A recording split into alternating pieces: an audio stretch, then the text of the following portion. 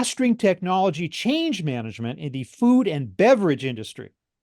Jeff Colman is Senior Vice President of Katina Solutions. Hi, Jeff. Hi, Robert. How are you? Good. Thank you very much for being with me. Jeff, what is happening right now in the food and beverage industry that's forcing the need for change in supply chains?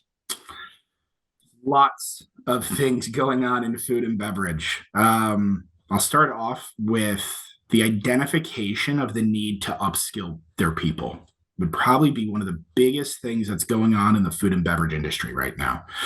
Um, Food and beverage manufacturing itself, the corporate level or within the facilities, are noticing that they have, over the past few years, brought in a number of different tools, automations, robotics, processes that are a change from the way that things have been doing it in the past.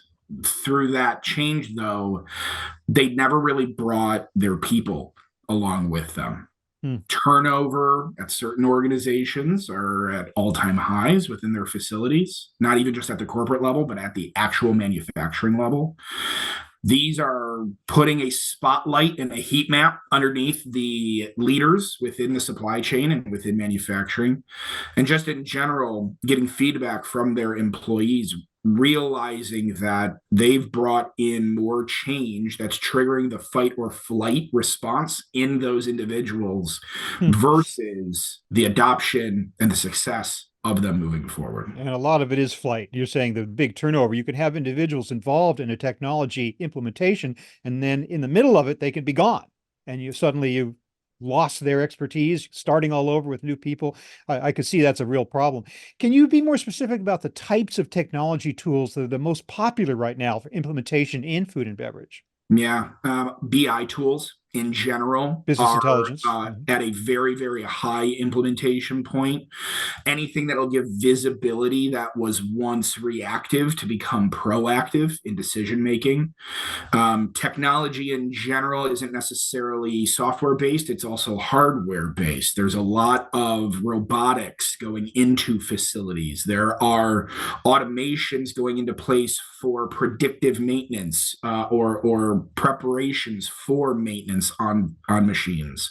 The human element of these technologies intersecting is not merging together at the rate by which these organizations want to in any way. Mhm. ERP systems themselves are slowing, but planning systems in supply chain are speeding up and ramping up as well. So, anything having to do with what is becoming predictive in where and what products should be made and where they should be going at what rate. Okay, so companies are taking on all these different systems, which sounds great. And yet, do they play nice together? Do they work together? What do you see as the challenge of ensuring the interoperability of all these systems? The challenge is that you have different heads of organizations making different decisions as it's needed within their verticals. So the challenge is making sure that project management happens and steering committees are formed when making any significant change to the organization.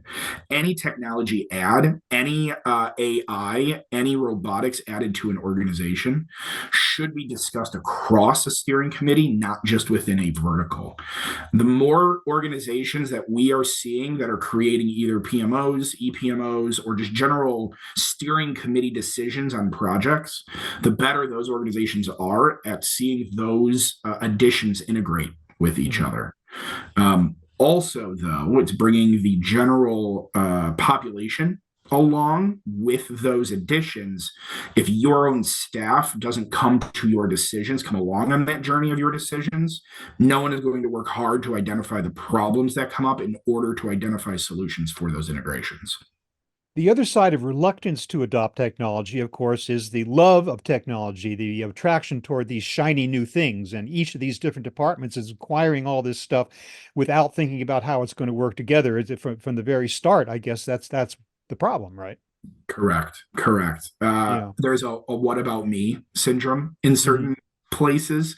Oh, I see they added this. How come we can't go add something? This will make us better without the thought of how it may affect a different team or a different vertical or a different area of the organization. So Mhm.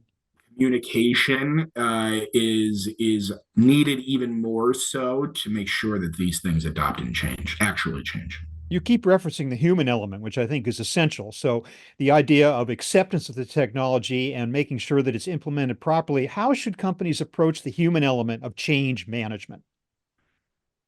Don't forget about the human element of change management. I mean, really start at the bottom, not at the top.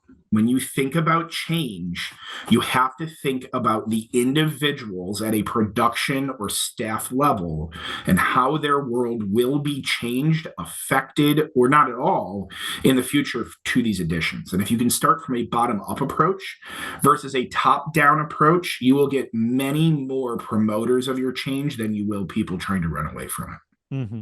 What about prioritizing and assigning importance to one solution over another? I mean, should we be looking for, like in the days of ERP, enterprise resource planning, you had something that was sort of the overarching system that controlled a lot of others. Maybe that's not the case so much now. Should there be like a single solution that serves as a platform for all these others, or are we indeed just talking about the need to connect up a lot of discrete applications just by nature of the way they work? Great question. Organizations need to align their changes to their strategic initiatives. What are the problems that we're trying to solve for? Then you need to build in some sort of Gantt chart or matrix, decision-making matrix within your organization to make sure that you are aligning the highest priority to the biggest problems as it stands that way. Mm-hmm. Those organizations, again, that are working in silos, that are not integrated across the organization, are experiencing the most problems. So if you're giving yourself a problem or resolution matrix to identify what those priorities should be, then it becomes very clear what your project plan should become across all of these additions in your organization. I've asked you what might be the overarching technology, if indeed such a thing exists, but I also want to ask you what should be the overarching human. Should there be, who should coordinate technology acquisition and adoption company-wide? Should it be a CIO, the COO, a chief supply chain officer? Who, if anybody? I think it depends on what you want the future to look like. So I know it's so often people will say, what is your current culture? But the current isn't what we're looking to be. The future is where we're looking to be. So when it comes to the priority of your matrix, who is the individual that has the best purview to the solution of the problem? That is the individual who should be responsible then for the overarching layout for that solution. So Jeff, sum up for me. What are some best practices for achieving seamless technology integration in food and beverage, and for that matter, any industry? Great question. Start with problem first. Don't chase the shiny object. Truly identify if what you already have isn't a solution to your problem, because new isn't always better. And start at the bottom, thinking of your staff first and what those changes may be, and creating a program, a change program over the course of your implementation to help those individuals come along as champions for your change.